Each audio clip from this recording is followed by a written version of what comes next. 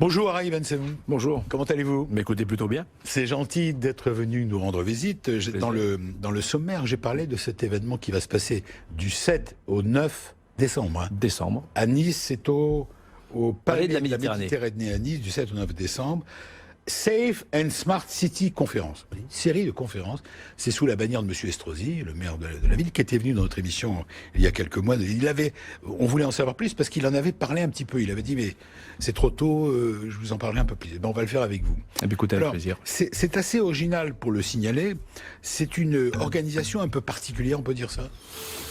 Oui, disons-le comme ça. C'est une sorte de partenariat. Il y a une identité propre, effectivement. Voilà, parce qu'on connaît le jumelage de ville à ville, de commune à commune. Oui. Là, c'est une sorte de jumelage qui parle d'innovation. L'innovation est au centre, entre des chercheurs, c'est ça, français et des chercheurs israéliens. Alors, il s'agit effectivement d'un jumelage dans le domaine de l'innovation. Oui.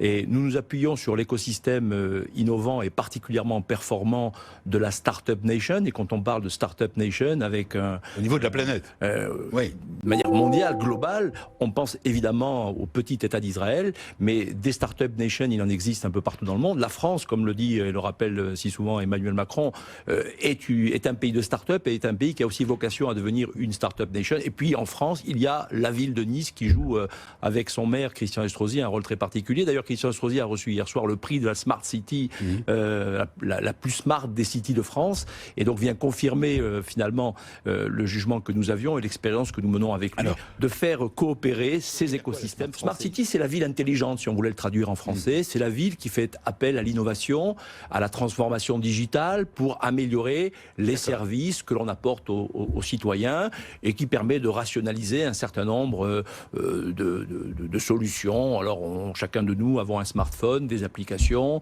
on peut commander son taxi ou sa pizza et se connecter à son compte sur Internet, et tout ça fait partie de toute cette innovation qui vient transformer incontestablement la ville. Et cette innovation est créatrice d'emplois.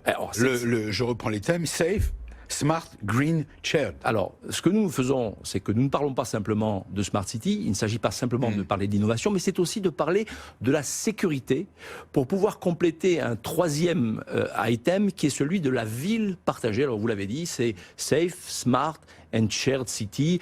En France, on appelle ça de manière, je trouve, très inélégante et très inappropriée, le fameux vivre ensemble, qui pour moi ne veut pas dire grand-chose, sinon que ceux qui parlent du vivre ensemble, en général, c'est ceux qui ont véritablement renoncé à faire en sorte que la société, la ville, soit un lieu de partage de valeurs, de rencontre entre les citoyens, parce qu'il y a une vraie dimension de l'innovation sociale qu'il faut faire se connecter avec l'innovation technologique. Ça ne suffit pas d'être intelligent ou smart grâce à l'innovation. Encore faut-il que ça ait un but. Alors, entre les deux, il y a la question de la sécurité, c'est déterminant. On le voit par rapport à la question du terrorisme, évidemment, des nouvelles violences et des nouvelles menaces qui pèsent sur la paix civile en général, les nouvelles violences urbaines, on l'a vu, et je ne voudrais pas les stigmatiser, mais tout au long de l'année dernière et encore en ce début d'année, avec les différentes manifestations des gilets jaunes qui ont été vampirisés par les black box, tous les autres casseurs qui ont transformé nos sociétés en scène de guérilla urbaine.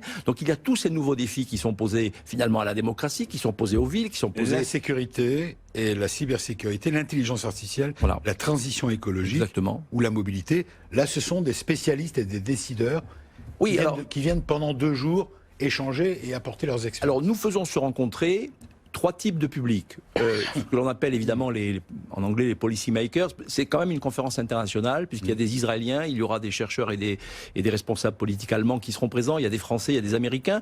Et policy makers, décideurs politiques, c'est très important que ceux qui pensent la ville de demain en termes de responsabilité par rapport aux citoyens soient évidemment les premiers concernés. Il y a les chefs d'entreprise, et on est accompagné dans ce projet par des grandes sociétés comme par exemple Enedis et Suez, et également par un grand nombre de start-up, parce qu'il faut les opérateurs professionnels, les industriels, les entrepreneurs, et il faut aussi les innovateurs. On a besoin de tout cet écosystème des start-up qui viennent avec des nouvelles propositions, qui cherchent, qui recherchent, et on doit faire en sorte que tous ces gens se rencontrent pour pouvoir justement accoucher de ce que la ville de demain sera dans un monde qui va devenir à 98% un monde urbain, et avec de nombreux défis à relever. Harry Bensemoun, je disais que les métiers de demain seront certainement évoqués au cours de ce colloque. Ça va de quoi à quoi? Alors, si vous m'aviez posé la question, est-ce que mon organisation recrute, je vous aurais dit non, mais en revanche, les J'allais vous la entreprises et les thématiques que nous allons développer dans le cadre de Safe and Smart City Conference à Nice la semaine prochaine, c'est des entreprises qui vont recruter des centaines et qui recrutent déjà des centaines de milliers, sinon des millions de personnes à l'échelle de la planète, à l'échelle de l'Europe. On peut donner l'exemple d'Israël très simplement sur cette question-là. Israël est un pays qui vient de loin, comme on dit, 70 ans d'existence, devenu pratiquement une des premières puissances mondiales sur le domaine de l'innovation, de l'intelligence artificielle, de la cybersécurité. Et c'est un pays qui connaît le plein emploi et qui chaque année bat des records sur lui-même, avec une situation qui devient même très tendue parce qu'il y a énormément de postes, notamment chez les ingénieurs, qui ne sont pas pourvus. Et il y a toute une dynamique économique qui s'est emparée d'un pays qui est incroyablement prospère dans un environnement dont chacun aura constaté et remarqué qu'il était, compliqué, tant un euphémisme, mais disons effectivement compliqué. Donc oui, il y a de l'emploi à la clé, si on réfléchit en termes d'innovation, en termes de sécurité, en termes de green city, en termes de transition écologique, de transition digitale, de transition énergétique. On a évidemment là un horizon un boulevard qui et si l'innovation a changé un petit pays qui vit dans un environnement très compliqué, qui part de très loin, comme Israël, alors l'innovation va changer le Moyen-Orient et l'innovation va changer le monde.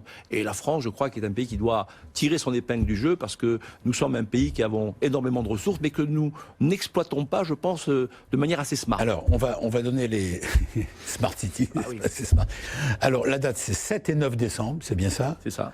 Au Palais de la Méditerranée à Nice. Absolument. Vous attendez combien de personnes? Écoutez, c'est une manifestation qui est formatée pour accueillir 250 personnes et nous faisons appel à encore une fois, décideurs, entrepreneurs et innovateurs.